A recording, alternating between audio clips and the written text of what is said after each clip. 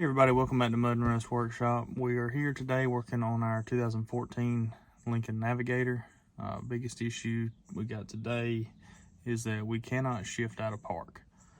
With modern vehicles, there's a safety device to make sure you depress your brake pedal before you're able to shift out of park. That appears to not be working on this car today. So we're going to go through a few troubleshooting steps and see if we can get this, see if we can get it resolved and get it back where we can drive it. So stay tuned. We're going to start doing some troubleshooting. First thing we're going to do is confirm we can recreate the symptom. You can see we got the car cranked here. Got our shifter here. We're going to press down on the brake pedal, and obviously you see we're pulling the handle back, still cannot shift. There is a shift interlock. If you look right here, that you can pull that little tab out, push a button, and it'll allow you to bypass that to get the car to move should you need to. But we're not going to mess with that today. We're going to see if we can't fix the problem. Now the first step that we're going to use to troubleshoot is we're going to actually, you can see our lights on there. First step we're going to use is we're actually going to press the brake pedal and see if we get brake lights.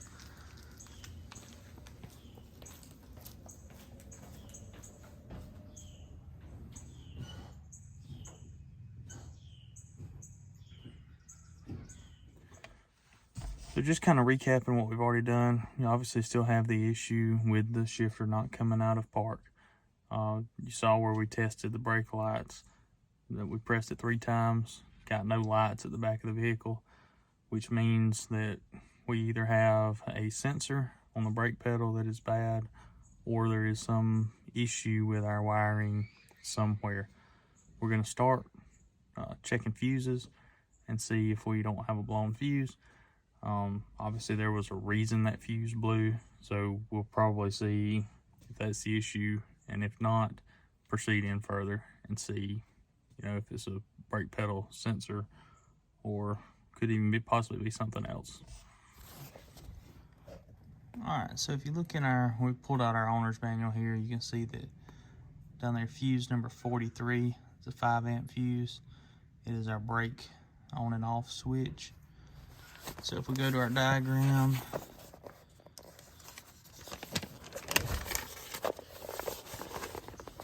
our fuse panel, sorry, I'm trying to work with 2 hands. You can see number 43 right here.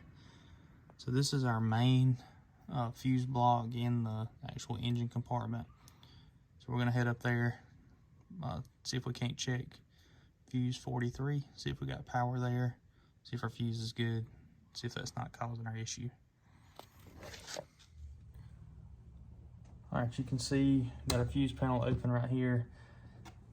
I know you guys can't see this, but if we look at our little chart right here, got fuse number 43, should be the 3rd one from the left on this bottom row.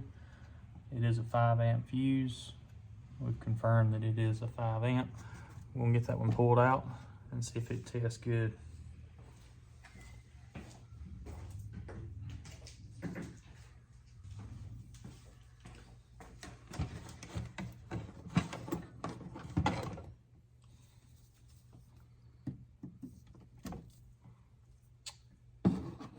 So just looking at it, looks like it's good. We are going to confirm that using our multimeter. What we're doing here is checking for continuity through the fuse, and it is good. So we put that back in. So we know at this point that our fuse is okay. Then the question becomes, are we getting voltage through our switch at our brake pedal to actually provide power to our brake lights and a signal to our brake lights? Now right now, my guess is that we don't have any power coming through that switch at that brake pedal. Alright guys, so we're underneath the dash, obviously. Let's see, this is our brake pedal, accelerator, it's a lot of electronics, but what we're talking about here, if you see this little switch, when we press the brake pedal, tab off the back side that comes off of it. You see it kind of moving?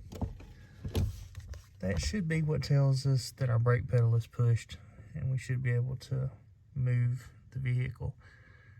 So obviously, or what we're suspecting is that that is a problem. So we're gonna pull that out, get it where we can check it on the bench. See there's a few wires going to it. Should be fairly easy to get out. But we're gonna work on getting that out here in just a second and see if we can test it over on the bench. Okay guys, we got the switch out. I wanted to show you how easy it is to get out if I can manipulate two hands at one time and under the dash and have enough room to do that. But you can see this is our switch. You kind of see our bracket up there. It really, you know, this end just goes in there and turns. It's nothing fancy. You just twist it, pops right out. See, this is the plunger that should push down. This is our switch.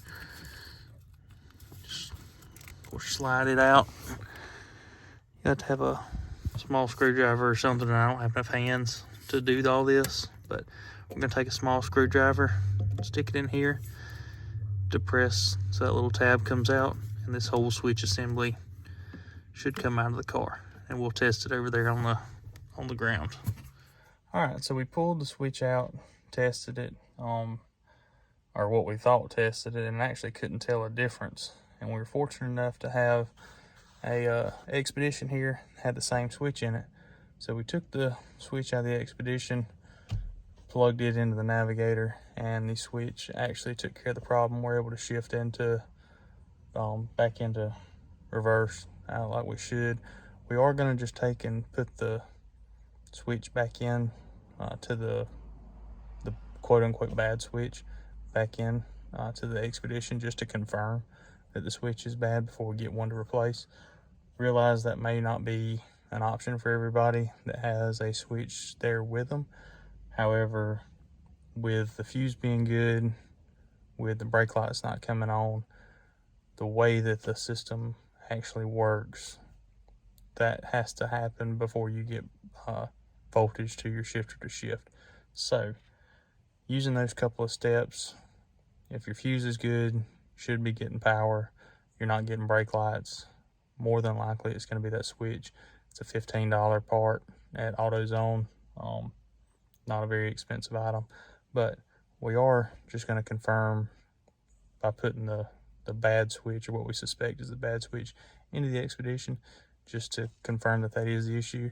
But before we do, I do want to make sure, you know, you guys go through the whole process. We're going to start it up, going to get the key in, get it cranked up, and we will put it in gear just so you guys can see. So you can see we're back. Crank the car back up. You can see here we can shift in all our gears. Everything seems to be working like it should. Of course, we got a little cleanup to do. I'm gonna put that switch back into the Expedition just to confirm, but seems like we fixed our problem. Like always, we appreciate you guys watching. Be sure to hit like and subscribe if you like the content. You know, we try to work on our own stuff here versus having to pay somebody to do it. I'm cheap like that. But anyway, hit like and subscribe if you like watching. We'll be sure to bring you some more content as we come across it. I've still got a ton of stuff that I work on here and there. But anyway, like I said, appreciate you guys watching. Maybe to help you out.